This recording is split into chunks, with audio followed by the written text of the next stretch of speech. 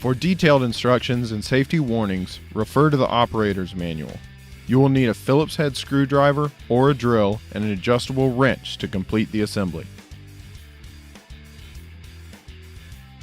Start by taking out all the parts. Make sure every piece is there and give each piece a quick look over. Assembly starts with the cylinder retention bolt and the 4 casters. Use a Phillips head to take out the screw at the end of the retention bolt and remove the washer.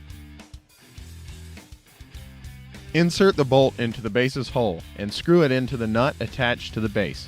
Turn it clockwise till the end comes through the nut. Then reinstall the washer and the screw and tighten. Attach the 2 locking casters to the gas tank side. The casters hook under the base, and the holes in the casters line up with the holes in the base. Each caster attaches to the base with 2 bolts, 2 washers, 2 lock washers, and 2 hex nuts.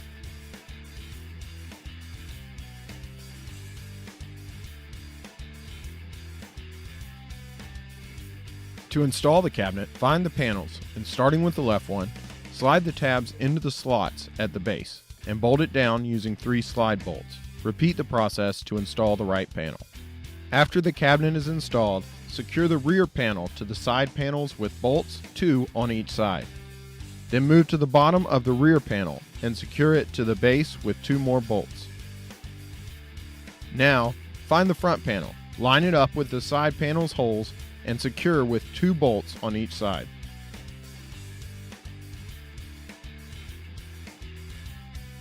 Attaching the firebox is the heaviest part, so make sure you have someone to help you. The regulator hose will be hanging down inside the cabinet, so be careful not to damage it. Lift and lower the firebox onto the cabinet, positioning it so the bolt holes line up with the cabinet's holes. Once the firebox is in place, tighten it to the cabinet with the bolts in each corner.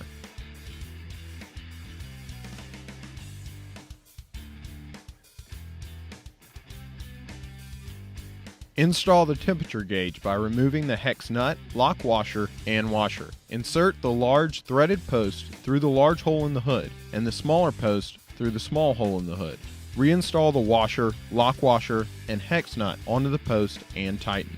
Line up the hood's holes with the holes on the side of the firebox and insert the hood bolt.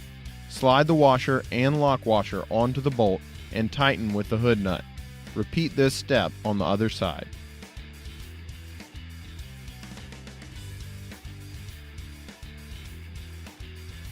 Set the tents over the burners. The tents have to be in place for the grill to work properly. Carefully set the grill grates and grate inserts in place.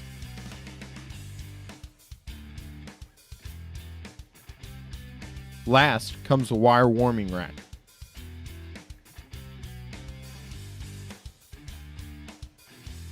Start by attaching the utility bars. Beginning with the right side, line up the bars holes and the trim washers to the side shelves holes. Then insert a bolt and washer through the shelf hole into the bar. For the right side bar, place the matchstick chain and washer between the bolt and shelf. Now repeat on the other side. To install the shelves, loosen the screws from the spacers on each side of the firebox, and then slide the shelves keyhole slots down over the screws.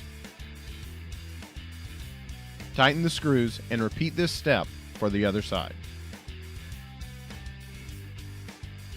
Holding the grill door securely, slide the bottom pin into the hole in the base. Then, from the inside of the cabinet, place the top pin through the hole in the front panel. Then repeat these steps for the other side. To install the grease tray, slide it into the holders on the back of the grill and make sure it's set securely. Then, slide the grease cup into the cup holder underneath the grease tray. To install the spice rack on the inside of the front left door, tilt the rack and insert the hooks into the holes. Next, head to the controls and insert the battery into the igniter by removing the cap and sliding in one AA battery, negative end first. Replace the igniter cap securely.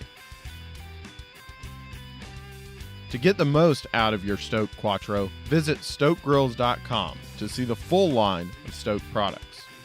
Our interchangeable insert system allows you to cook an entire meal and every meal on your new Stok grill. Stok Grills. Ignite your imagination.